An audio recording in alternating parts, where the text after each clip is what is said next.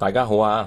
咁嚟到呢第39條片嘅八字淺談呢，咁最近呢，就當然係入場睇咗套戲啦，《尋秦記》啦。咁呢套戲呢，其實就情懷電影嚟嘅，我覺得係咁啊，好開心嘅睇得。咁同時間呢，本身古天樂啦、孫軒啦，都係我哋好中意嘅藝員啦、嘅演員啦。咁喺呢一套戲入邊呢，我哋除咗睇到好多回憶之外呢，就係睇得到佢哋嘅宣傳啊，各樣嘢呢。咁啊，古天樂同阿孫軒呢都好合拍喎。咁我哋睇到，咁同埋呢，我哋睇到呢，佢嗰個緋聞啊，其實不一向都有嘅。咁啊八卦啦，咁啊即刻開個八字睇下先。咁呢，如果中意呢一集呢，咁就麻煩大家可以訂閱啦、讚好、留言同埋分享。咁同埋嚟緊嘅流年批算咧都可以預約嘅。咁仲有咧就係有位朋友咧，咁就通知我啦，就話想睇下講下申子辰啊，地支如果申子辰合咗個水局本身嘅原局，咁係會點嘅？攞啲例子講下。咁我係記得嘅。咁不過咧八卦就做咗呢樣先嚇。咁就第時一有時間我會做嘅。咁我哋首先咧，因為咧如果你話睇一個八字咧，其實就好多方面好多嘢睇嘅。咁我哋純粹咧，不如睇下佢哋本身嗰個性格先，咁嗰個特質先。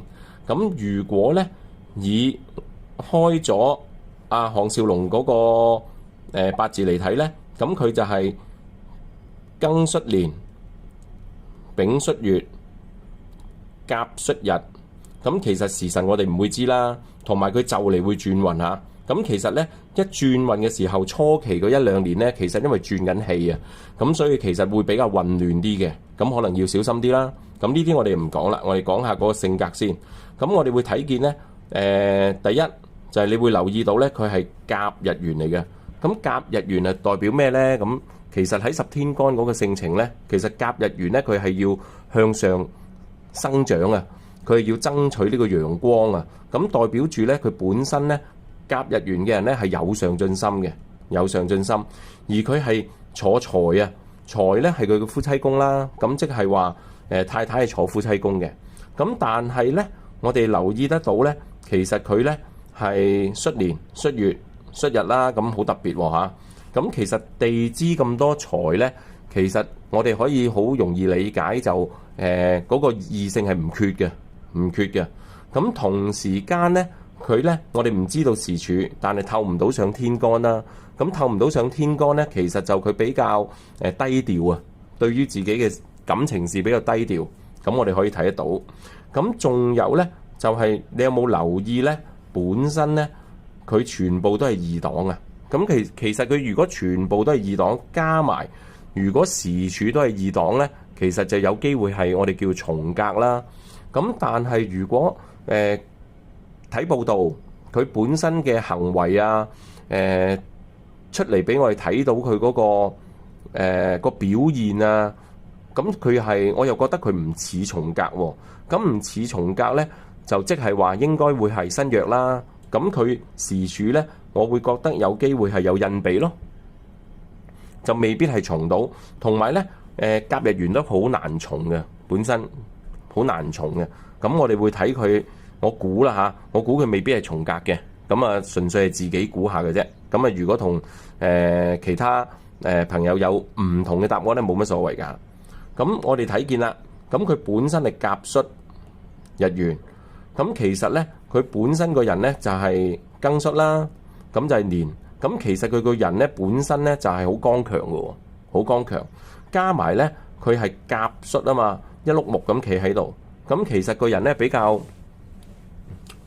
硬啊，個人比較硬啊，其實就未係，因為重格嘅人唔會咁硬啊嘛，比較硬啊，咁所以咧，同埋佢本身嗰個財啊咁多咧，其實代表住其實佢嗰個能力都好高嘅，但係咧，佢又未必宣傳自己嘅能力，表現到好多俾人睇，但係人哋會睇得到咯，啊識佢嘅人會睇得到咯，係好叻嘅人嚟嘅。咁至於咧，佢本身行到去呢一個運啦嘅卯，咁其實我哋睇見係比劫嚟嘅喎。咁所以其實咧，可能2016一兩年之後18啊、19啊開始佢本身咧會係強咗啊，自己強咗。咁當然要加埋佢時柱，應該都係印比啦，咁先至可以任得到財咯。嗰個能力咧，慢慢咧，佢係勞駕得到啦。咁至於咧，去到出年咧2026，咁佢任神咯，去到任神咧，其實轉運嘅時候就要小心啦。咁即係話整體嚟講咧，古天樂嘅人咧就係好直，第二就係能力好高，係身弱嘅。咁我哋睇到呢幾樣咯，身弱啦，甲木日元啦，嗰個特性啦，同埋多財。好啦，咁我哋睇到呢度。咁至於咧，我哋而家睇下烏廷芳啊，阿宣萱咧，咁其實宣萱咧係一個女士嚟計咧，佢本身係庚午日元，亦都係庚戌。咁其實如果你話傳統咁計咧，其實就女士又唔應該咁剛強嘅，但係佢係好剛強嘅喎。咁加埋庚日元係咩咧？庚日元嘅人咧，其實就點樣講咧？係好剛直嘅，説話都好剛直嘅，好直嘅説話，即係唔會轉彎抹角嘅。咁但係咧，佢會發覺咧，佢本身庚戌咧喺年柱，咁而庚戌喺年柱係佢嘅比劫啊嘛。咁年柱嘅比劫咧，可以反映一樣嘢，佢自己好剛直啦，同埋佢早年嘅時候咧遇到嘅對手咧係好勁嘅喎，能力好高喎。咁所以咧，其實我哋會覺得某程度上冇咁好啦。你早年因為佢個比劫咁強，咁而另外咧嗱，好特別啦，佢亦都係坐官嘅。咁佢個夫妻宮咧係官嚟嘅，咁即係話老公啊、先生啊都坐翻喺夫妻宮喎。咁呢啲我哋叫星宮同位啊嘛。而另一樣嘢咧就係話佢個性格咧係剛直啊，佢身強啊，一定係身強啊，呢個唔使講啦。咁啊身強先啦。第二，佢庚嘅特性係好出嘅。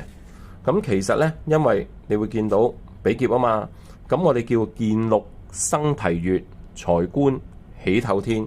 咁佢有財啦，咁啊唔知呢度有冇官啦。咁如果有官就仲好。咁同埋咧，佢行緊嗰個運咧，2023年入到大運咧，有冇留意咧？其實係變成甲戊庚啊，係3期嚟嘅喎。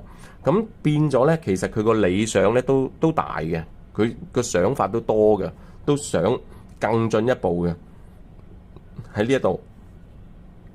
咁而坐財，咁其實任得起啦，因為佢本身嗰個身旺啊嘛，本身身強啊嘛。咁好啦，咁同古天樂一齊嘅話咧，其實你會覺得好似係兄弟啊，因為佢係比較剛直，人哋叫男仔頭啊嘛，好似係兄弟一樣。其實你問夾唔夾咧？咁其實我哋睇翻咧，一個坐財，一個坐官，而戌同午咧係半合嘅喎，寅戌啊嘛。咁其實咧，我哋會覺得咧，以嗰個相處上啊，佢亦都係夾嘅，相處上好夾嘅。咁但係當然啦，你話夫妻啊、感情啊，咁呢啲係好複雜嘅嘢啦。咁但係你亦都留意到一樣嘢啦，佢本身咧官咧喺嗰個夫妻宮，但係又透唔到天喎。咁代表住咩咧？其實佢都未必話咁中意將另一半咧show出嚟俾人睇喎，即係未必咁易見到。咁所以變咗咧，就可能係會一啲複雜啲啦，或者收得埋啲啦。咁要等咩年份咧？咁要等佢嘅官嘅年份咯，同埋佢財嘅年份，睇下會唔會透到出嚟咯。咁樣去睇嘅。咁而呢部戲咧，講翻呢部戲啦，咁啊前幾日睇咧都係已經係6000萬樓上啦。咁希望佢過到1億啦。咁同埋咧，中意呢一集嘅朋友咧，咁就亦都可以點讚、留言、分享。咁就係咁多啦。拜拜。